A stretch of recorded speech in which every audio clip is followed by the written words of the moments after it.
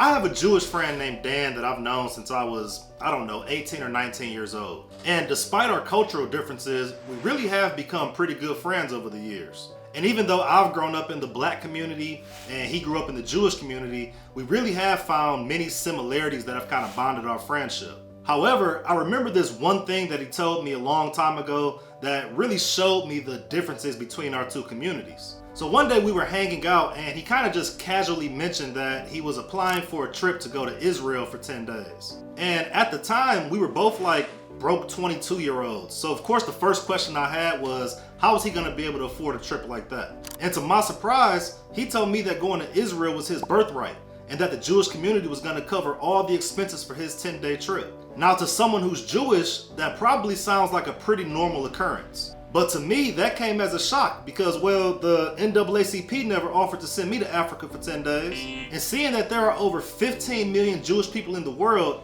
it really made me wonder, how is it that the Jewish community can afford to send all of these young people to Israel with all expenses paid? And when I looked into this, the answer that I found is that while the Jewish community is small compared to many other communities, they're extremely wealthy.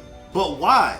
Why is this the case? And why haven't other communities been able to figure this out? Now look, there's this stereotype that all Jewish people are rich, and a conspiracy that somehow they secretly run the world and all the industries in it. But I'm not here to spread stereotypes. This video is about the facts. So today, I want to talk about the extraordinary circumstances and the cultural traits that have propelled Jewish people to these high levels of prosperity. And the goal here is that if we can understand what put this community in this lucrative position, then maybe we can replicate it across other communities so that they can succeed as well. So let's start by debunking this myth that all Jewish people are rich or that they somehow control global wealth. Saying that an entire group of people do anything, whether that's positive or negative, well, that's considered a stereotype. Saying that all Asians are good at math is pretty much the same as saying that all black people can't swim. And listen, contrary to what you believe, I can swim my ass off. I'm like fucking Michael Phelps or a fucking dolphin or something. But anyway, those examples are just as damaging as saying that all Jewish people are rich. In the end, that's a stereotype, and I'm not here to perpetuate that in any way. So despite what you've seen in the movies or what you've heard, it's not true that all Jewish people are rich. However, it is true that there's a disproportionate representation of Jewish people among the world's wealthiest people. And I'm willing to bet that these statistics that I'm about to give you are going to completely blow your mind. For example, while Jewish people only make up 0.2% of the entire global population, they represent 11% of the world's billionaires. This includes people like Michael Bloomberg, Michael Dell, Mark Zuckerberg, George Soros, and about 200 other billionaires. But hold on, because we're not just talking about the billionaires here. In fact, as a whole, Jews are a relatively high-income group. According to Pew Research, 23% of Jewish people in the United States reported having family incomes over $200,000. Now compare that to non-Jewish American families, where only 4% report having a family income of that same level. And then on the opposite side, less than 10% of Jewish people report having a family income under $30,000. But a staggering 26% of non-Jewish adults report that they have incomes under that level. Again, I'm not here to perpetuate any stereotypes, but these are the facts. These are the statistics. According to statistics, as a community, the Jewish community is generally just more wealthy than any other group of people. So if we're gonna unravel the factors behind Jewish success, we first must delve into the historical context that has shaped the community's journey to financial success. Now, I'm not gonna sit here and explain the horrors of the Holocaust and all the tragedies that are associated with it, as there are more than enough books that you can read or YouTube videos that you can watch or movies that you can watch that'll explain it all. But it is important to note that throughout history, Jewish people have faced societal restrictions that have limited them from buying land in certain areas or even working in certain fields. And with few options for survival during those times, many Jews historically turned to entrepreneurship as a way of economic stability.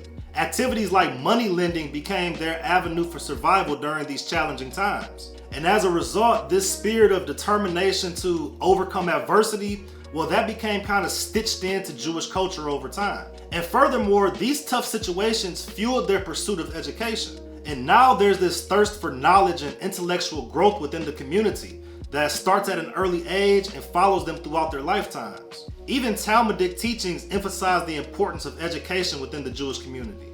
And this has created a strong foundation for seeking knowledge and education.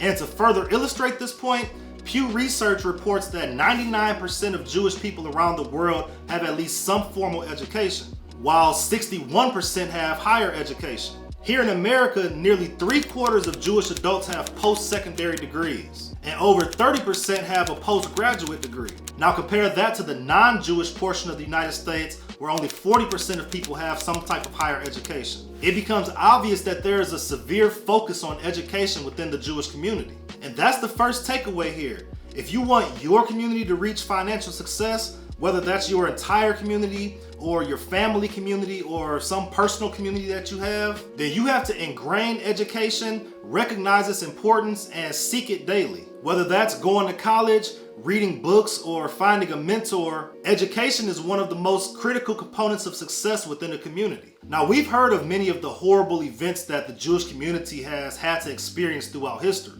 But honestly, those things that were put in place to destroy them really made them stronger. And now within these Jewish communities, there's an unwavering sense of community support, which vastly contributes to their overall success. Instead of this crab in the barrel mentality that we see in other communities, the Jewish community takes a much different approach. And with this approach, when one reaches the top, they reach down and pull others up with them. And that leads me to my second takeaway.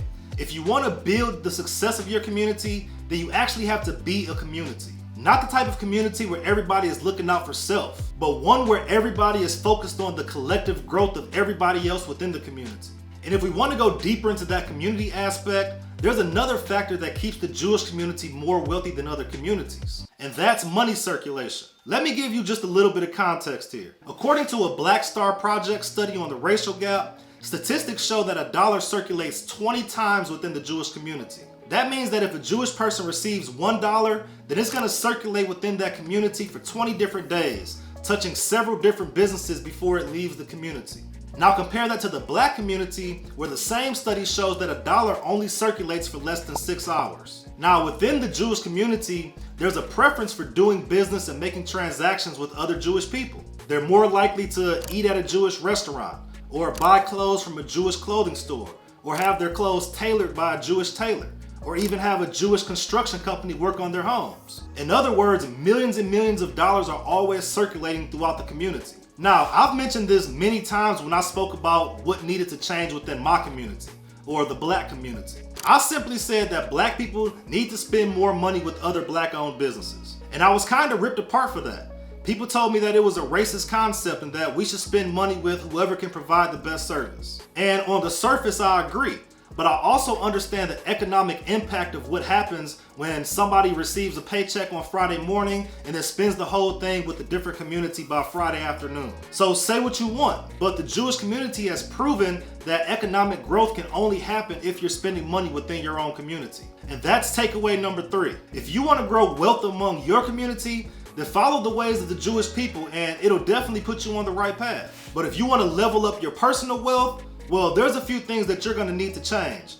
And you can learn all about those things in this video right here. I hope you enjoyed this video. If you did, make sure that you like and subscribe below. We post videos every week to help you succeed in the world of startups and business, and I'm looking forward to seeing you in the next one.